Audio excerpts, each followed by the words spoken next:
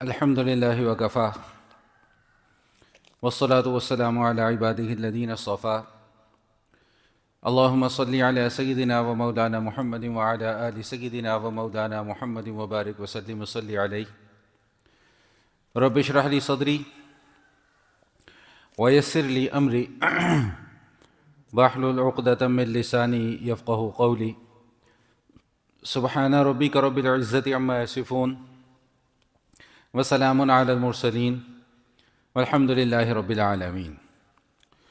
گزشتہ نشست میں اس عنوان پر گفتگو مکمل کی گئی تھی کہ اللہ پاک چند قسمیں اٹھاتے ہیں واللیل اذا یغشی والنہار اذا تجلی وما خلق الذکر والانثی ان سعیکم لشتی۔ رات کی قسم جب وہ آ جائے، دن کی قسم جب وہ چھا جائے، جو اللہ تعالیٰ نے نر اور مادہ پیدا کیا ان کی قسم، اور ساری کی ساری قسمیں کھانے کے بعد کیا بات ارشاد فرمائی کہ ان سعیکم لشتی، کہ تمہاری کوششیں جو ہیں وہ مختلف ہیں، ان کا دائرہ کار مختلف ہے۔ اور اس حوالے سے یہ بات عرض کر دی تھی گزشتہ ایک دو نشستوں سے، یہی مضمون چل رہا ہے کہ جیسے کہ اللہ پاک ارشاد فرما رہے ہیں کہ وَهَدَيْنَاهُ النَّجْدَيْنِ، ہم نے دو گھاٹیوں کی طرف رہنمائی کر دی، فَأَلْهَمَهَا فُجُورَهَا وَتَقْوَاهَا، نیکی کی طرف اور شر کی طرف، خیر کی طرف اور شر کی طرف ہم نے رہنمائی کر دی۔ تو بالکل اسی بنیاد پر یہ گفتگو چل رہی ہے کہ ان سعیکم لشتی، تمہاری کوششیں بھی جو ہیں وہ مختلف ہیں، ان کا دائرہ کار مختلف ہے۔ کوئی خیر کے لیے کوشش کرے گا تو کوئی شر کے لیے کوشش کرے گا، کوئی ایمان کے لیے کوشش کرے گا تو کوئی کفر کے لیے کوشش کرے گا، کوئی سنت کے لیے کوشش کرے گا تو کوئی بدعت کے لیے کوشش کرے گا۔ تو پھر جیسا کہ میں نے یہ بات بھی عرض کر دی تھی کہ جس طرح کی کوشش ہوگی پھر ویسا ہی عمل سرزد ہوگا، ویسا ہی نتیجہ نکلے گا۔ تو اس نتیجے کو سمجھانے کے لیے آگے اللہ تعالیٰ نے ایک مثال کو بیان فرمایا ہے، فرمایا کہ فَأَمَّا مَنْ أَعْطَى وَاتَّقَى وَصَدَّقَ بِالْحُسْنَى فَسَنُيَسِّرُهُ لِلْيُسْرَى، اور دوسرا فرمایا کہ وَأَمَّا مَنْ بَخِلَ وَاسْتَغْنَى وَكَذَّبَ بِالْحُسْنَى فَسَنُيَسِّرُهُ لِلْعُسْرَى۔ مفہوم پہلے سمجھ لیجئے، خلاصہ سمجھ لیں، پھر بات کو انشاءاللہ لے کے چلتے ہیں۔ خلاصہ کیا بیان فرمایا کہ فَأَمَّا مَنْ أَعْطَى وَاتَّقَى وَصَدَّقَ بِالْحُسْنَى، کہ ایک وہ شخص ہے کہ جس نے اللہ کے راستے میں مال کو خرچ کیا، وَاتَّقَى تقوی اختیار کیا، وَصَدَّقَ بِالْحُسْنَى اور اچھی بات کی تصدیق کر دی، تو فَسَنُيَسِّرُهُ لِلْيُسْرَى، اللہ فرماتے ہیں کہ ہم آخرت میں اس کے لیے جو راحت ہے اس کا راستہ آسان کر دیں گے۔ اور اس کے مقابلے میں دوسرا وہ شخص کہ وَأَمَّا مَنْ بَخِلَ، جس نے کنجوسی اختیار کی، وَاسْتَغْنَى اور اپنے مال کے اوپر تکبر کیا، وَكَذَّبَ بِالْحُسْنَى اور اس نے اچھی بات کا انکار کر دیا۔ پہلے آئی تصدیق، اب آئی تکذیب، انکار کر دیا، تو فرمایا کہ فَسَنُيَسِّرُهُ لِلْعُسْرَى، تو آخرت میں جا کے جو اس کے لیے تنگی ہے نا، ہم اس کا راستہ اس کے لیے آسان کر دیں گے۔ اب ان آیات کا مطلب مفہوم سمجھ لیجئے۔ مفسرین فرماتے ہیں کہ ان آیات میں اشارہ ہے فَأَمَّا مَنْ أَعْطَى وَاتَّقَى وَصَدَّقَ بِالْحُسْنَى، پہلی آیت میں اشارہ ہے جناب سیدنا ابو بکر صدیق رضی اللہ تعالیٰ عنہ کی طرف، اور دوسری آیت میں اشارہ ہے نبی علیہ الصلوۃ والسلام کا سب سے بڑا دشمن امیہ بن خلف۔ دونوں مالدار تھے، ابو بکر صدیق رضی اللہ تعالیٰ عنہ اتنے مالدار نہیں تھے جتنے کہ امیہ بن خلف مالدار تھا، لیکن باوجود اس کے کہ جناب سیدنا صدیق اکبر رضی اللہ تعالیٰ عنہ مالدار نہیں تھے، اتنے زیادہ مالدار نہیں تھے، لیکن اس کے باوجود وہ اللہ تعالیٰ کے راستے میں خرچ کرنے سے دریغ نہیں کرتے تھے، جہاں موقع ملتا تھا وہاں خرچ کرتے تھے۔ وہ مشہور واقعہ آپ حضرات بچپن سے ہم لوگ پڑھتے سنتے آ رہے ہیں کہ ایک غزوہ کے موقع پہ جب حضور نے فرمایا کہ بھئی جو کچھ لا سکتا ہے وہ لے آئے، تو جناب سیدنا صدیق اکبر رضی اللہ تعالیٰ عنہ کے پاس جو کچھ اس وقت تھا، تھوڑا تھا زیادہ تھا اس سے بحث نہیں، جتنا ان کے پاس تھا وہ سب لے آئے۔ دیکھیں میں اس کو ایک مثال سے واضح کر دوں کہ ایک آدمی کے پاس فرض کریں 10,000 روپے ہیں، اس کی کل جمع پونجی 10,000 ہے، اور وہ 10,000 کا 10,000 اللہ کے راستے میں خرچ کر دیتا ہے، ٹھیک، ایک آدمی ہے جس کے پاس 10 لاکھ ہے، وہ اس میں سے 10,000 اللہ کے راستے میں خرچ کرتا ہے، تو افضل کون ہوگا؟ 10,000 والا، کہ جس کے پاس ہے ہی 10,000، وہ اس نے اپنی ضروریات کو بالائے طاق رکھا اور جو کچھ تھا وہ سب ضرورت پڑنے پر اللہ کے راستے میں خرچ کر دیا۔ تو صدیق اکبر رضی اللہ تعالیٰ عنہ کے پاس اس وقت مال نہیں تھا، لیکن جتنا تھا وہ سب اللہ کے راستے میں کیا کر دیا بھائی؟ خرچ کر دیا۔ تو اسی چیز کو اللہ پاک نے بیان فرمایا کہ فَأَمَّا مَنْ أَعْطَى، جس نے دیا اللہ کے راستے میں، اور صرف دیا ہی نہیں بلکہ وَاتَّقَى، ساتھ تقوی بھی اختیار کیا۔ دیکھیں ایک طرف اللہ تعالیٰ مال خرچ کرنے کا ذکر فرما رہے ہیں اور اس کے ساتھ ساتھ تقوی کا ذکر فرما رہے ہیں، اور تقوی کے متعلق یہ بات کئی مرتبہ گزر چکی ہے کہ تقوی صرف تسبیحات پھیرنے کا نام نہیں ہے، نفل پڑھنے کا نام نہیں ہے، نفلی روزے رکھنے کا نام تقوی نہیں ہے، بلکہ اصل تقوی ہے گناہوں سے بچنے کا اہتمام کرنا، یہ اصل تقوی ہے۔ تو آتا مال خرچ کیا اور تقوی اختیار کیا۔ اب مال خرچ کرنے میں تقوی کیا ہے کہ مال خرچ کیا اس لیے نہیں خرچ کیا کہ لوگوں میں میری واہ واہ ہو جائے، بلکہ مال اس لیے خرچ کیا کہ میرا اللہ مجھ سے راضی ہو جائے۔ اور دوسرا، مال خرچ کر کے کسی کے اوپر احسان نہیں جتلایا، اس پر بھی کئی مرتبہ بات گزر چکی ہے کہ احسان جتلانے سے وہ سارا کا سارا ثواب کیا ہو جاتا ہے بھائی؟ ختم ہو جاتا، ضائع ہو جاتا ہے وہ سارا۔ اللہ تعالیٰ نے اگر مال خرچ کرنے کی توفیق دے دی ہے، کسی ضرورت مند کی ضرورت پورا کرنے کی توفیق دے دی ہے، تو اس کو بھول جائیں، یہ نہیں کہ کچھ سالوں کے بعد اس کو یاد کروائیں کہ یار تو بھول گیا، اور بھائی تمہیں بھولنا چاہیے تھا۔ سمجھ میں آ رہی بات کہ نہیں آ رہی ہے؟ تو فَأَمَّا مَنْ أَعْطَى، اللہ کے راستے میں مال بھی خرچ کیا، وَاتَّقَى، اور پھر تقوی بھی اختیار کیا، وَصَدَّقَ بِالْحُسْنَى، اصل بات یہ آئی کہ جو نیک کلمہ ہے، جو اچھی بات ہے، جو خیر کی بات ہے، اس کی تصدیق کی۔ علماء مفسرین فرماتے ہیں ادھر خیر کی بات سے کیا مراد ہے؟ سب مل کر میرے ساتھ پڑھیں، لا الہ الا اللہ محمد الرسول اللہ۔ تصدیق، وہی بات کہ ایمان کس چیز کا نام ہے؟ تصدیق بالقلب، دل سے جب تک ایمان نہیں قبول کریں گے تب تک وہ ایمان نیک اعمال جتنے مرضی کرتے رہو، لیکن جب تک یہاں پر ایمان نہیں ہے ان اعمال کا کوئی فائدہ۔ آج کل جس طرح معاشرے میں اور بہت ساری مسکنسیپشنز پھیلائی جا رہی ہیں، ان میں سے ایک یہ بھی ہے، میں اس پر کئی مرتبہ پہلے بھی بات کر چکا ہوں، کہ ایمان کی اہمیت کو گھٹایا جا رہا ہے، اعمال کی اہمیت کو بڑھایا جا رہا ہے۔ بھئی فلاں نے اتنا اچھا کام کیا، کیا وہ بھی جہنم میں جائے گا؟ بھئی فلاں نے ہسپتال بنا دیا، کیا وہ بھی جہنم میں جائے گا؟ بھئی فلاں نے نہر بنوا دی، کیا وہ بھی جہنم میں جائے گا؟ تو بھائی کیوں نہیں جائے گا؟ اس لیے جائے گا کہ اس نے لا الہ الا اللہ محمد رسول اللہ پر ایمان نہیں رکھا۔ مثالیں آپ کے سامنے آ رہی ہیں کہ ابوبکر صدیق رضی اللہ تعالیٰ عنہ مال خرچ کر رہے ہیں، کس کے لیے خرچ کر رہے ہیں؟ اپنے لیے نہیں خرچ کر رہے، اللہ کی رضا کے لیے خرچ کر رہے ہیں۔ تو اگر کسی نے کوئی ہسپتال بنوایا، بہت اچھا کام کیا، لیکن اس نے وہ کام کس کے؟ اللہ کے لیے نہیں کیا۔ نقطہ سمجھ میں آیا؟ اگر کسی نے نہر کھدوا دی ہے تو وہ اس نے اللہ کے لیے یا اللہ کے حکم پر اس نے وہ نہر نہیں کھدوائی ہے۔ تو یہ تکمیل کب ہوگی؟ اعمال کی تکمیل کب ہوگی؟ جب ایمان ہوگا۔ اب یہاں پر چند ایک مثالیں ہیں، وہ میں آپ کے سامنے عرض کر دوں تاکہ بات کو سمجھنا جو ہے وہ اور آسان ہو جائے۔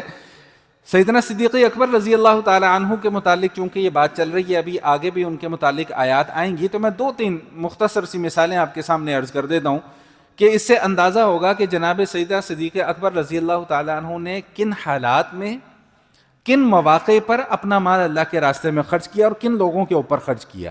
3 مثالیں صرف میں آپ کے سامنے پیش کروں گا۔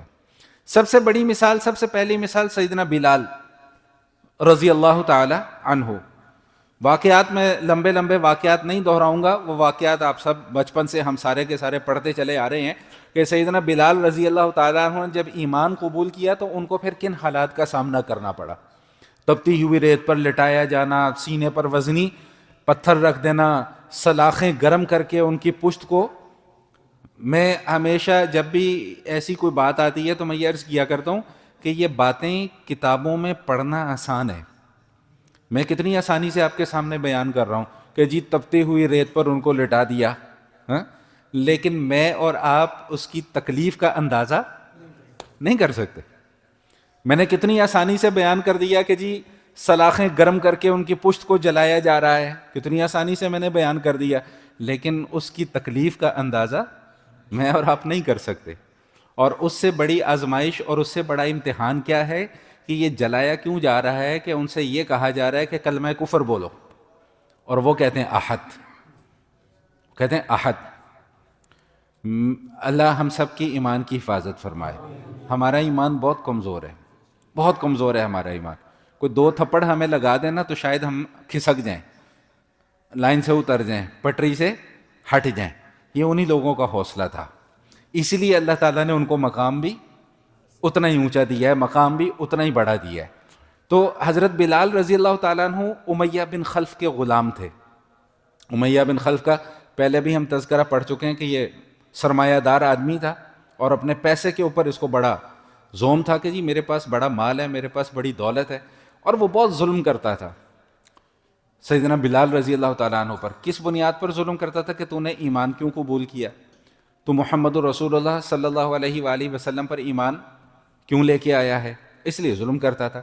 تو حضرت ابو بکر صدیق رضی اللہ تعالیٰ عنہ ایک دن وہاں سے گزرے، انہوں نے دیکھا کہ یار کیوں اس بیچارے پہ ظلم کر رہا ہے، غریب آدمی ہے بیچارہ. تو اس نے کہا تجھے اتنا ہی اگر احساس ہے تم خرید لو اس کو.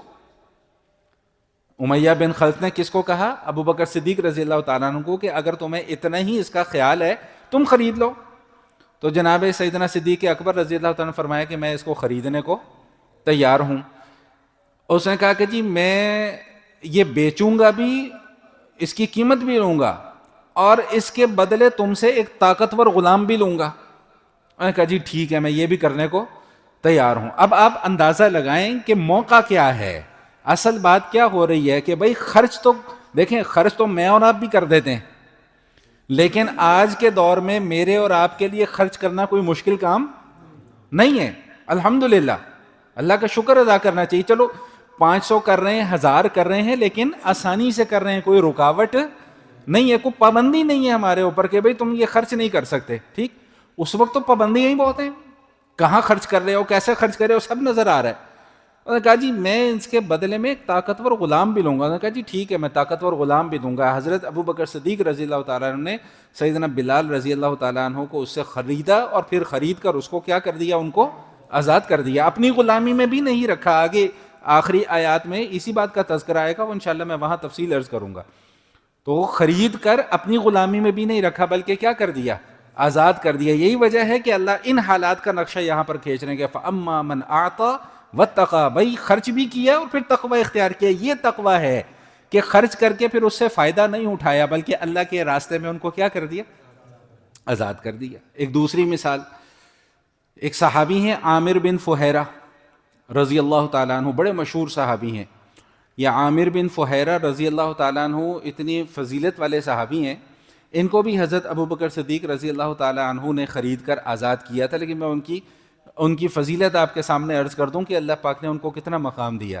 جب جناب نبی کریم علیہ الصلاۃ والتسلیم نے مکہ معظمہ سے مدینہ منورہ ہجرت فرمائی ہے نا، اچھا بھائی معذرت، آج میں ادھر اور ادھر نہیں دیکھ سکتا. اچھا وہ چوٹ لگی ہوئی ہے، میں نہ ادھر دیکھ سکتا ہوں نہ ادھر دیکھ سکتا ہوں، اس لیے محسوس نہ کیجیے گا.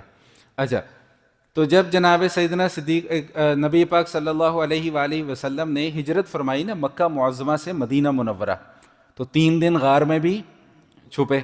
تو یہ جو عامر بن فہیرہ تھے رضی اللہ تعالیٰ عنہ، ان کی ڈیوٹی یہ تھی کہ یہ غار کے آس پاس صبح شام بکریاں چرایا کرتے تھے اپنی، پھر بکریوں کا دودھ نکالتے تھے اور خاموشی سے غار کے اندر پہنچا دیا کرتے تھے.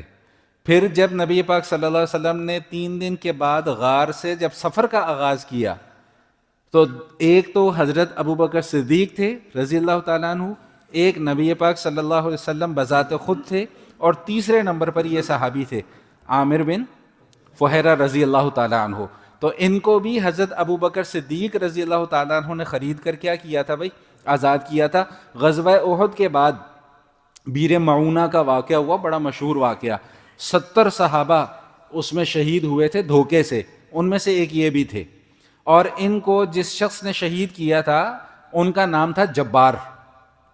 جبار خود یہ روایت بیان کرتے ہیں کہ جب ہم نے عامر بن فہیرہ کو قتل کر دیا نا، پھر ہم نے ارادہ کیا کہ ان کی لاش کا مسئلہ کیا جائے. مسئلہ کہتے ہیں ناک کاٹ دینا, کان کاٹ دینا, انگلیاں کاٹ دینا, اس کو مسئلہ کرنا کہتے ہیں. اور جس وقت ان کی شہادت ہوئی نا تو انہوں نے ایک نعرہ لگایا تھا کہ فزت ورب الکعبہ, کہ رب کعبہ کی قسم میں کامیاب ہو گیا.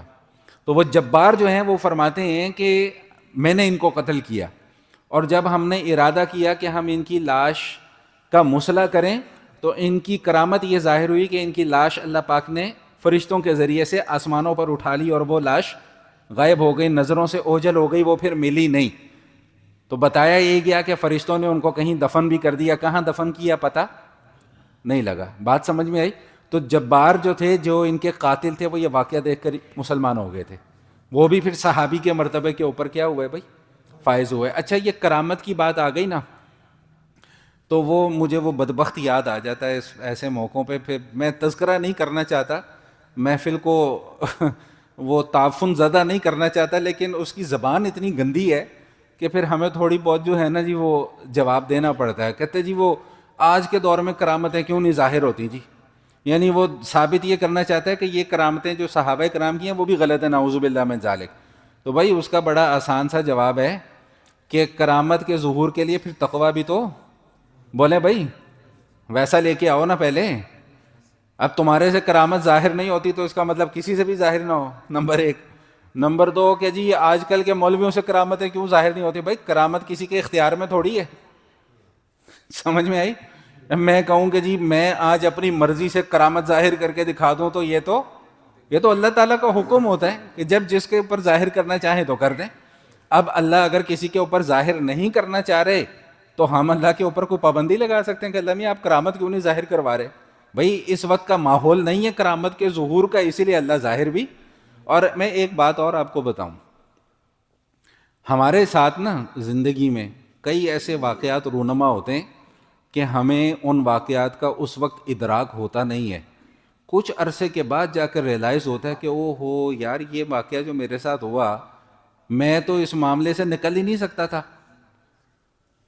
ہوتا ہے کئی مرتبہ زندگی میں نا ایسا, میں تو اس معاملے سے نکل ہی نہیں سکتا تھا, لیکن اللہ تعالیٰ نے اسباب سے ہٹ کر ایسے حالات پیدا کر دیے کہ میں یوں کر کے نکل آیا. کیوں بھائی؟ آپ سب کے ساتھ ماشاءاللہ تجربہ کار ہیں, سب کے ساتھ اس طرح کے یہ کرامت نہیں تو اور کیا ہے؟ سمجھ میں آ رہی بات کہ نہیں آ رہی ہے؟ اچھا بہرحال تو خیر وہ بات لمبی ہو جائے گی. تو یہ ان کی کرامت کا ظہور ہوا, اللہ تعالیٰ نے فرشتوں کو بھجوایا, وہ ان کی لاش کو اٹھا کے لے گئے, کہاں لے گئے کچھ پتہ نہیں چل سکا. تو یہ تھے عامر بن فہیرہ رضی اللہ تعالیٰ عنہ. تو یہ بھی کنہوں نے خرید کے آزاد کیے؟ جو بات کہاں سے چل رہی تھی وہ سیدنا ابو بکر صدیق رضی اللہ تعالیٰ عنہ نے. ایک تیسرا واقعہ بھی ایمان کی تازگی کے لیے سن لیں, پھر بات کو آگے چلاتے ہیں. ایک خاتون تھی زنیرہ. بھائی میری اجازت کے بغیر آپ میری تصویر نہ لیں, یہ ویڈیو بن رہی ہے, بعد میں چاہیے ہو تو لے لینا. یہ بن رہی ہے ویڈیو, بعد میں چاہیے ہو تو مجھ سے آپ پورا بیان لے لینا, لیکن آپ اس طرح میری اجازت کے بغیر میری تصویر نہیں لے سکتے. معذرت محسوس نہ کیجیے گا, بلکہ کسی کی بھی نہیں لے سکتے آپ, ٹھیک ہے نا؟ یہ بن رہی ہے ویڈیو, چاہیے ہو تو مجھ سے لے لینا بعد میں. اچھا کیا بات کر رہا تھا؟ ہاں, ایک صحابیہ ہیں زنیرہ رضی اللہ تعالی عنہا, یہ باندی تھیں. ان کا مالک بھی ان کے اوپر اتنا ظلم کرتا تھا کہ ان کی آنکھوں کی بینائی چلی گئی. تو اس ظالم نے یہ کہنا شروع کر دیا کہ تو لات منات عزا کو نہیں مانتی نا, انہوں نے تیری بینائی تجھ سے واپس چھین لی ہے. یہ لات منات عزا ان کے بڑے بڑے بت تھے. انہوں نے کہا جی جو مرضی ہو جائے میں ایمان کا راستہ نہیں چھوڑوں گی. ان کو بھی جناب سیدنا صدیق اکبر رضی اللہ تعالیٰ عنہ نے خرید کر آزاد کر دیا, اور اللہ کی شان یہ ہوئی کہ بعد میں اللہ پاک نے ان کی بینائی بھی لوٹا دی. تو بات کہاں سے چل رہی ہے؟ فَأَمَّا مَنْ أَعْطَى وَاتَّقَى وَصَدَّقَ بِالْحُسْنَى, کہ بھئی جس نے اللہ کے راستے میں خرچ کیا اور پھر تقوی بھی اختیار کیا, وَصَدَّقَ بِالْحُسْنَى, اور اچھی بات کی کیا کی بھئی؟ تصدیق کر دی. تو فَسَنُيَسِّرُهُ لِلْيُسْرَى, کہ آخرت میں جو راحت کا معاملہ ہے نا, اللہ فرما رہے ہیں کہ ہم آخرت کی طرف اس کا راستہ کیا کر دیں گے؟ آسان کر دیں گے. ایک حدیث سن لیں پھر یہ آیت سمجھ میں آ جائے گی. نبی کریم علیہ الصلاۃ والتسلیم ارشاد فرماتے ہیں, مفہوم ہے, اللہ کمی بیشی معاف فرمائے, مفہوم ہے حدیث شریف کا, کہ حضور علیہ الصلاۃ والسلام نے فرمایا کہ جو بھی انسان اس دنیا کے اندر ہے نا، اس کا آخرت کا جو بھی ٹھکانہ ہے وہ متعین ہے. جنت میں جانا ہے یا دوزخ میں جانا ہے، ہر بندے کا ٹھکانہ متعین ہے. ہمارا ٹھکانہ لکھا ہوا ہے کہ ہم نے کہاں جانا ہے، ہمیں ابھی نہیں پتا، ٹھیک. لیکن جب میں یہ حدیث پوری سناؤں گا تو انشاءاللہ آخر میں پھر تسلی کا سامان ہے. تو ہر انسان کا ٹھکانہ متعین ہے کہ اس نے کہاں جانا ہے، جنت میں جانا ہے کہ دوزخ میں جانا ہے. اچھا، اب جو سوال آپ کے ذہنوں میں پیدا ہو رہا ہے، یہ سوال صحابہ کرام کے ذہنوں کے اندر بھی پیدا ہوا. سوال کیا پیدا ہوا؟ انہوں نے کہا یا رسول اللہ، جب ٹھکانہ ہمارا متعین ہے تو پھر ہم عمل کیوں کریں؟ نماز کیوں پڑھیں؟ روزہ کیوں رکھیں؟ زکوٰۃ کیوں دیں؟ صدقہ و خیرات کیوں کریں؟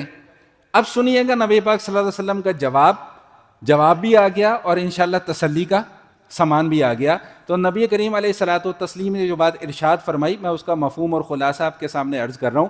مفہوم اور خلاصہ یہ ہے کہ بھائی عمل پھر بھی بولیں بھائی میرے ساتھ ساتھ چلو نا یار، طبیعت میری ٹھیک نہیں ہے، ذرا آپ تو میرا ساتھ دیں، کہ عمل پھر بھی کیا کرنا پڑے گا بھائی عمل. اور پھر یہ بات ارشاد فرمائی کہ جس شخص کا جو ٹھکانہ ہوتا ہے نا، اللہ اس کے لیے وہ راستہ آسان کر دیتے ہیں. بھائی اگر ٹھکانہ جنت ہے نا تو اللہ تعالیٰ اس کے لیے نیک اعمال کا کرنا کیا کر دیں گے؟ آسان کر دیں گے.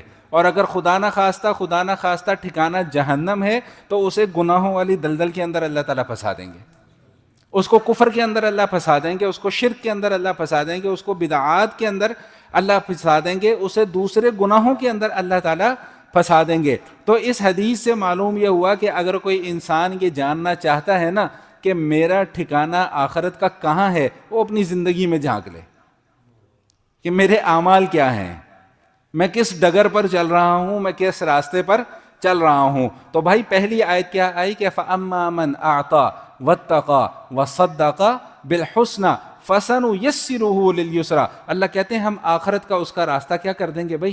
آسان کر دیں گے. یہاں پہ میں ایک جملہ اور عرض کرنا چاہوں گا، پھر بات کو آگے لے کے جاؤں گا. وہ جملہ کیا ہے؟ دیکھیں، نیک اعمال اللہ کہہ رہے ہیں ہم آسان کر دیں گے. آسان تو اللہ کر دیں گے، لیکن اللہ کہتے ہیں تمہارا ایک امتحان ابھی بھی ہے، ایک آزمائش ابھی بھی ہے. اور وہ امتحان اور آزمائش کیا ہے؟ وہ امتحان اور آزمائش یہ ہے کہ پہلا قدم تمہیں خود اٹھانا پڑے گا. نہیں سمجھ میں آ رہی بات؟ اب ہم بھی اس آسرے پہ نہ بیٹھ جائیں کہ بھئی اللہ ہمارے لیے کیا کر دے گا. بھئی اللہ تبھی آسان کرے گا نا جب ہم اپنی طلب اللہ کو دکھلائیں گے. بھئی نہیں سمجھ میں آ رہی بات؟ جب ہم اپنی طلب اللہ کو دکھلائیں گے. میں ایک حدیث سناتا ہوں آپ کو، وہ بھی مشہور حدیث ہے، آپ حضرات کو یاد ہوگی، سنی بھی ہوگی. مفہوم ہے حدیث شریف کا، حدیث قدسی ہے کہ نبی پاک صلی اللہ علیہ وسلم ارشاد فرماتے ہیں کہ اللہ تعالیٰ یہ بات ارشاد فرماتے ہیں کہ جو میری طرف چل کر آتا ہے نا، میں اس کی طرف دوڑ کر آتا ہوں. پہلے کیا فرمایا کہ جو ایک بالشت میری طرف آتا ہے میں ایک گز اس کی طرف آتا ہوں، جو پھر چل کر میری طرف آتا ہے میں دوڑ کر. تو اس حدیث سے بھی کیا معلوم ہو رہا ہے کہ پہلا قدم ہمیں خود اٹھانا پڑے گا. بھائی پہلے اللہ کی طرف چلیں گے، پھر اللہ ہماری طرف آئیں گے. تو یہ جو فرمایا نا کہ فَسَنُيَسِّرُهُ لِلْيُسْرَى، ہم آخرت کا راستہ اور آخرت کا سفر اس کے لیے آسان کر دیں گے. تو بھائی اس کے لیے پہلا قدم ہمیں جو ہے نا وہ کیا کرنا پڑے گا بھائی؟ خود اٹھانا پڑے گا. اگلی آیت کیا آ گئی؟ وَأَمَّا مَنْ بَخِلَ وَاسْتَغْنَى وَكَذَّبَ بِالْحُسْنَى فَسَنُيَسِّرُهُ لِلْعُسْرَى. کہ پہلے والے میں تھا کہ بھئی اس نے مال کو خرچ کیا، دوسرے والے میں جس نے بخل کیا وَاسْتَغْنَى، اور جو مال اس کو ہم نے دیا تھا اس کے اوپر تکبر کیا. مال کا تکبر جو ہے نا یہ بڑی خطرناک چیز ہے. ہر چیز کا تکبر خطرناک چیز ہے، لیکن ان میں سے جو سب سے خطرناک ہے وہ مال کا تکبر. اور اس سے بھی خطرناک ایک اور تکبر ہوتا ہے، وہ جاہ کا تکبر ہوتا ہے. وہ جاہ کا تکبر کیا ہوتا ہے؟ میرے پاس عہدہ بڑا ہے. بہرحال مال، بات یہاں پر مال کی ہو رہی ہے کہ وَاسْتَغْنَى، بھائی مال ہے تو اس نے استغنا برتا. استغنا برتنے کا کیا مطلب ہے کہ اپنے مال کی بنیاد پر اس نے دوسروں کو حقیر سمجھنا شروع کر دیا. اور قرآن کریم نے یہ ابو جہل، امیہ بن خلف، ان لوگوں کا نقشہ کئی بار کھینچا ہے، کئی مقام پر بیان فرمایا ہے. وہ کہتے ہیں نحن اکثر اموالا و اولادا وما نحن بمعذبین، ہمارے پاس مال بہت زیادہ ہے ہماری اولاد بھی بہت زیادہ ہے، لہٰذا آخرت میں ہمیں عذاب نہیں ہوگا۔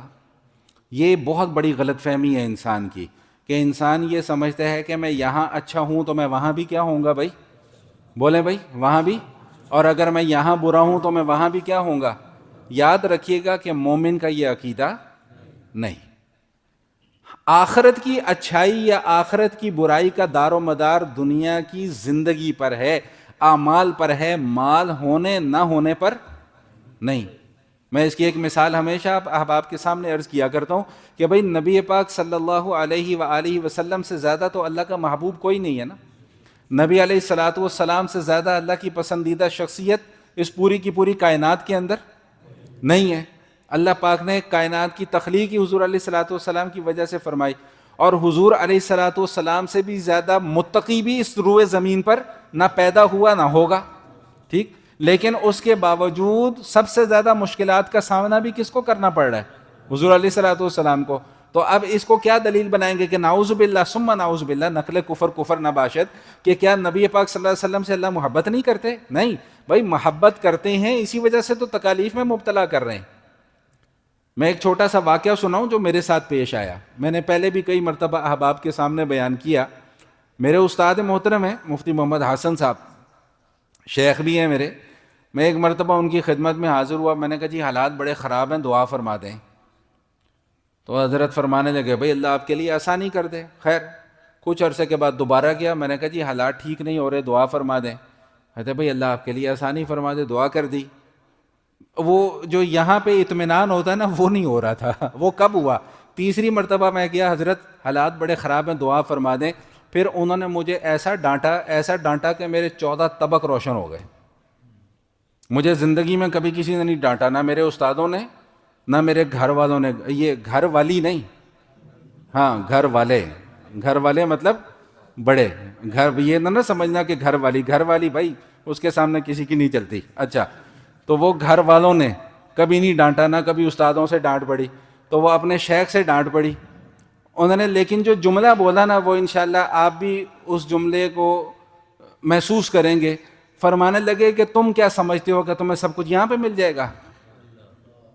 کیا سمجھتے ہو تم کہ تمہیں ساری کی ساری آسانیاں ادھر ملیں، ساری کی ساری راحتیں ادھر ملیں، ساری کی ساری نعمتیں ادھر ملیں؟ فرمایا کہ آخرت کے لیے بھی کچھ چھوڑ دو۔ پھر تسلی کے لیے فرما دیا کہ بھائی مومن کی شان یہ ہے کہ اگر یہاں پر وہ کسی چیز سے محروم رہتا ہے تو اللہ آخرت میں اسے محروم نہیں رکھتے۔ فرمایا کہ تمہارے لیے اللہ پاک نے آخرت میں بڑا کچھ رکھا ہوا ہے، اس لیے اگر یہاں پہ کچھ محرومی آ بھی جاتی ہے، کچھ تکلیف آ بھی جاتی ہے، کچھ پریشانی آ بھی جاتی ہے، تو اس کو دل پہ لینے کی ضرورت نہیں ہے۔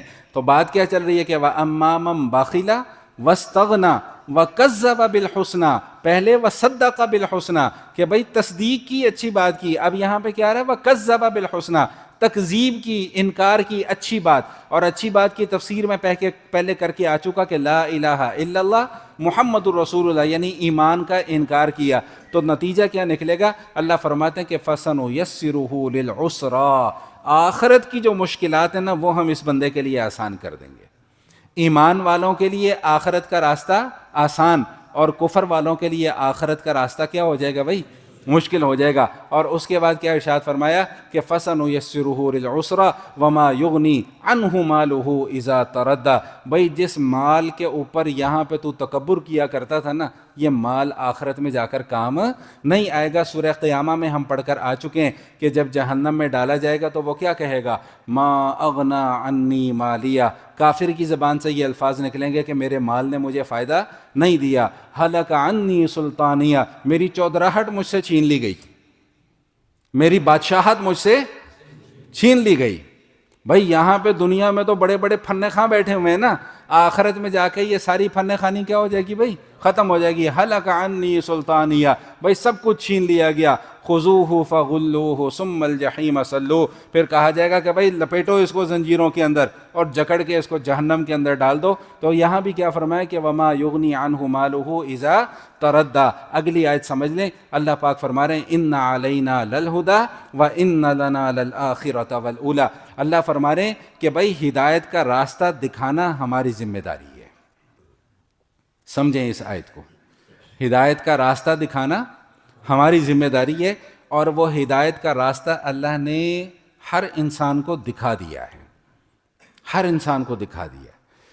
دیکھیں، ایک تو ہدایت حاصل کرنے کا ذریعہ کیا ہے؟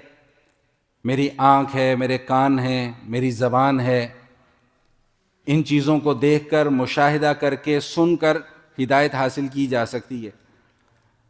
عقل ہے، لیکن عقل کا دائرہ کار بھی ایک جگہ پر جا کر کام کرنا چھوڑ دیتا ہے۔ تو سب سے بڑا ذریعہ جو ہدایت کا ہے وہ کیا ہے؟ کہ وَمَا نُرْسِلُ الْمُرْسَلِينَ إِلَّا مُبَشِّرِينَ وَمُنذِرِينَ۔ اللہ فرما رہے ہیں کہ جتنے بھی انبیاء اور رسل ہم نے اس دنیا کے اندر بھیجے وہ ڈرانے والے بھی تھے اور خوشخبریاں سنانے والے بھی تھے۔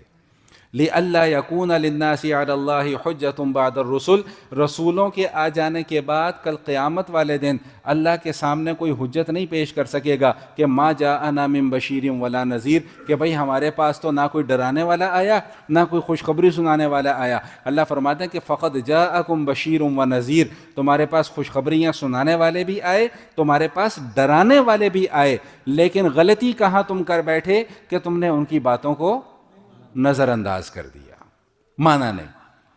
آخرت میں جا کر ہم میں سے کوئی بھی، ہم میں سے کیا دنیا بھر میں جتنے بھی انسان تھے، ہیں یا آئیں گے، آخرت میں جا کر کوئی اللہ تعالیٰ کی وحدانیت کا انکار نہیں کر سکے گا۔ جب ان سے پوچھا جائے گا دنیا میں کیوں نہیں مانا، وہ کہیں گے جی سانوں تو پتہ ہی نہیں سی۔ اللہ کہیں گے تمہارا یہ عذر یہاں پر اب قابل قبول نہیں ہے، اس لیے کہ ہم نے دنیا میں ہدایت کا انتظام کر دیا تھا۔ اب یہاں پہ ایک بڑا خوبصورت سا نقطہ ذہن میں آیا، وہ سمجھ لیں، پھر بات کو آگے لے کے چلتے ہیں۔ دیکھیں، ہدایت کے دو طریقے ہوتے ہیں رہنمائی کرنے کے۔